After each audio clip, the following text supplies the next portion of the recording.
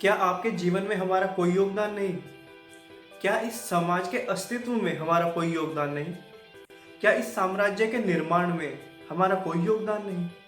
इन्हीं सब बातों को लेकर मैं नोबल आपके पास आया हूं एक कहानी लेकर जिसका नाम है योगदान।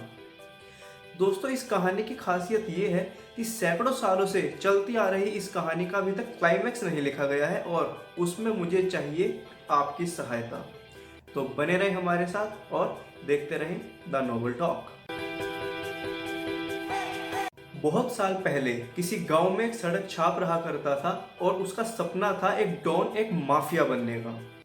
तो जो सफर उसका धोखाधड़ी और चोरी चकारी से शुरू हुआ वो लूटपाट तक जा पहुंचा, लेकिन माफिया बनना अभी दूर था।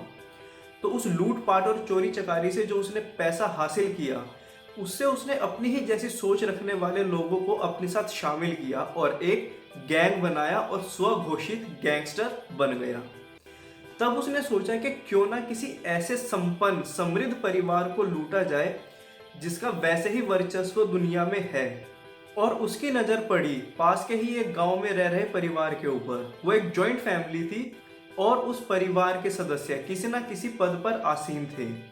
कुछ इंटेलेक्चुअल्स थे जो एडमिनिस्ट्रेशन और टीचिंग लाइन में थे, कुछ डिफेंस में थे, तो कुछ ने अपने परिवार को चलाए रखने के लिए, उस एम्पायर को बनाए रखने के लिए बिजनेस में हाथ आजमाया हुआ था। वहीं कुछ थे जो स्व इच्छा इस परिवार को एक सूत्र में बांधने के लिए उनकी देखरेख किया करते थे कि परिवार में किसे किस चीज़ की ज़रूरत है। अब क्योंकि परिवार इतना बड़ा था तो वहाँ पे बच्चे भी बहुत सारे थे। उस परिवार में कुल 36 बच्चे थे। तो एक दिन वो सड़क छाप अवसर पाकर उस घर पर धावा बोलता है और जैसे ही घर में घुसता है वो ना आओ देखता है ना ताओ, वहां पर मौजूद सभी सदस्यों का कत्लेआम कर देता है।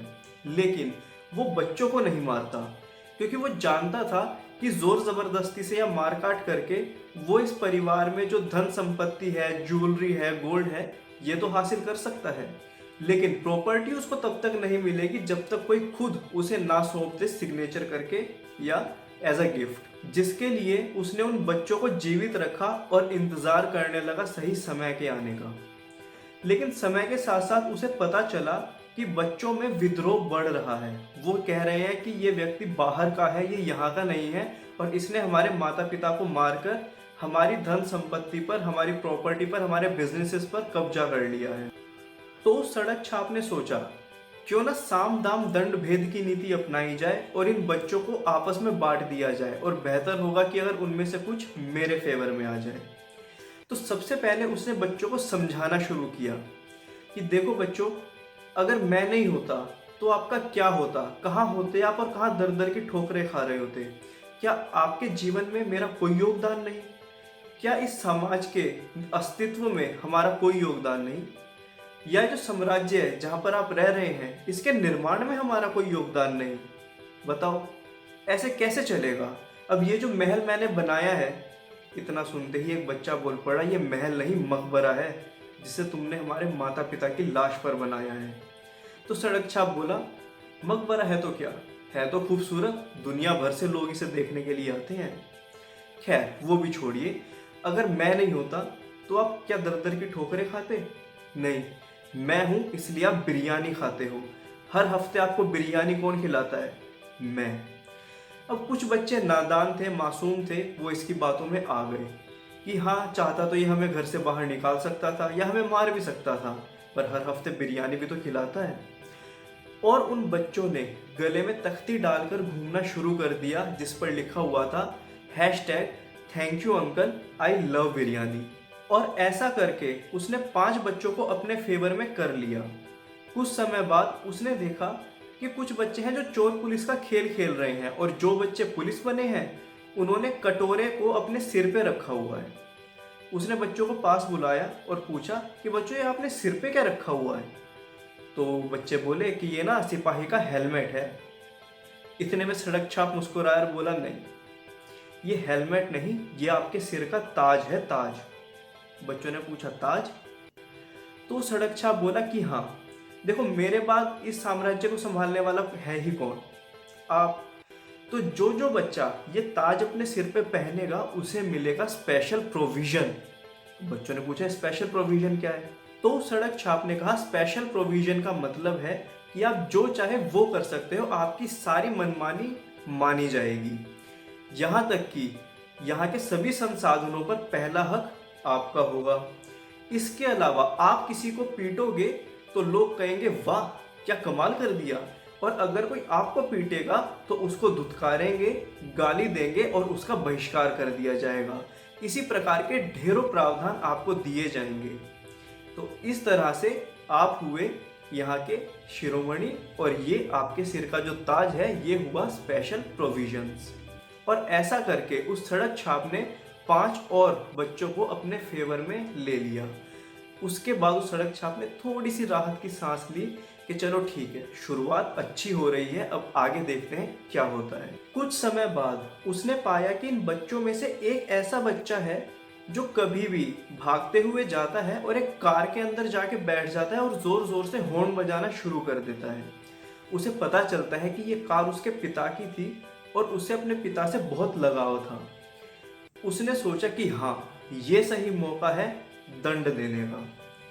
तो उसने इंतजार किया। जैसे ही वो बच्चा जाके कार में बैठा, उस सड़क छाप ने कार को लॉक किया और पेट्रोल छिड़क के उस कार में आग लगा दी और वो बच्चा उसमें जिंदा जल गया। मामला इतना बड़ा था कि बात जा पहुंची ह्यूमन राइट्स कमीशन तक, लेकिन वो सड़क छाप इन सब चीजों के लिए पहले से ही तैयार था।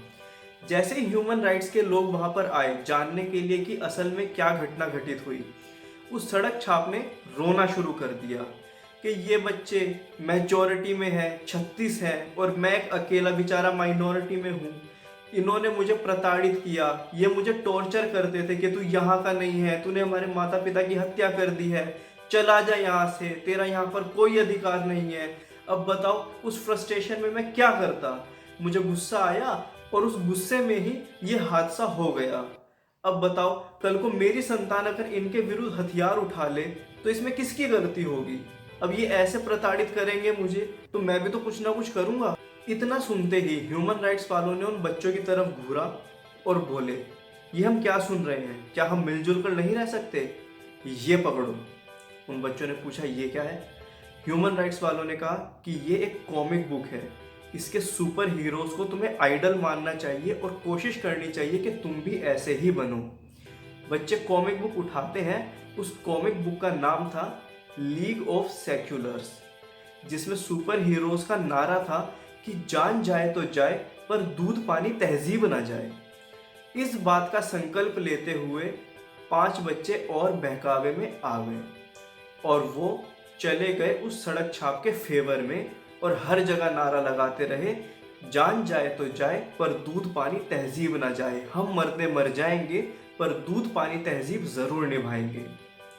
इसके साथ ही 15 बच्चे फेवर में चले गए उस सड़क छाप के। वहीं जो दूसरे बचे हुए 20 बच्चे थे, क्योंकि एक को तो उसने जिंदा जला दिया था, वो ये सोच रहे थे कि ये हो क्या रहा है यहाँ पे।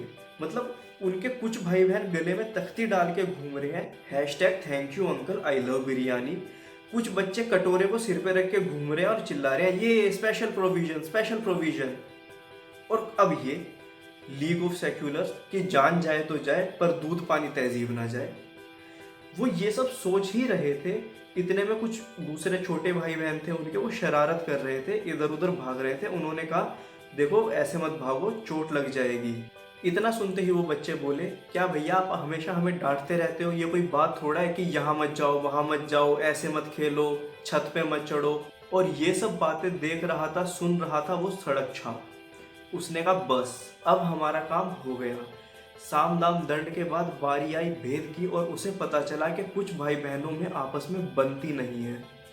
तो उसने भेद पता करते ही उन बच्चों को पास बुलाया और बोला, देखो ये जो तुम्हारे भाई बहन है ना, ये तुम्हें टोकते नहीं है, ये तुम्हें प्रताड़ित करते हैं।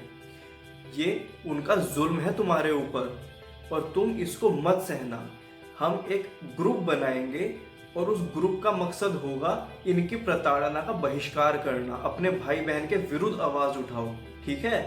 और हमारा नारा होगा जय बच्चे जय सच्चे, जिसमें बच्चे तुम और सच्चे हम। ठीक है, बढ़िया, अच्छी बात है। इतना सुनते ही बच्चों ने अपने भाई बहनों का विरोध करना शुरू कर दिया। वो जो कहते कि ये सही है उसका उल्टा ही करेंगे, और अगर कहते कि ये गलत है तो वो जरूर करके दिखाएंगे और नारा लगाएंगे, जय बच्चे जय सच्चे। और ऐसा करके 5-5 करते हुए 20 बच्चे उस सड़क छाप के फेवर में आ गए। अब यहाँ तक ये कहानी लिखी जा चुकी है, लेकिन इसका जो क्लाइमैक्स है उसकी कुल 3 संभावनाएं हमारे सामने हैं। संभावना नंबर 1 कि उन बच्चों में जो डिवीजन हुआ है साम दाम दंड भेद में 20 बच्चे एक तरफ हो गए और बाकी 15 एक तरफ रह गए, वही आपस में लड़ेंगे और उस सड़क छाप का काम आसान कर देंगे। संभावना नंबर 2 कि जब वो सड़क छाप इतनी शक्ति हासिल कर लेगा कि उन्हें उन बच्चों की जरूरत नहीं पड़ेगी, तो सबसे पहले वो उन बच्चों की पीठ में छुरा घोंपेगा जो उसके फेवर में आए थे, और बाद में उन 15 को भी खत्म कर देगा और बोलेगा कि तुम 35 थे ना और मैं अकेला, देखो बता दिया ना किसमें कितना दम है। और तीसरी संभावना, जिसकी फिलहाल चांसेस थोड़े कम लग रहे हैं लेकिन आपका सहयोग रहा तो ये हो सकती है। तीसरी संभावना ये कि समय रहते जो 20 बच्चे आपस में बट गए थे, उस सड़क छाप के फेवर में चले गए थे उसके बहकावे में आकर, वो समय रहते चेतेंगे और अपने बचे हुए 15 भाई बहनों का साथ देंगे और आवाज उठाएंगे और कहेंगे कि हाँ, ये हत्यारा है, इसने इस साम्राज्य के निर्माण में योगदान नहीं दिया बल्कि हमारे घर में घुस के हमें लूटा है, हमें प्रताड़ित किया है, हमें बांटा है आपस में, हम पर अत्याचार किए हैं, प्रताड़ित किया है, और ये बात जग जाहिर करने में एक दूसरे का साथ देंगे।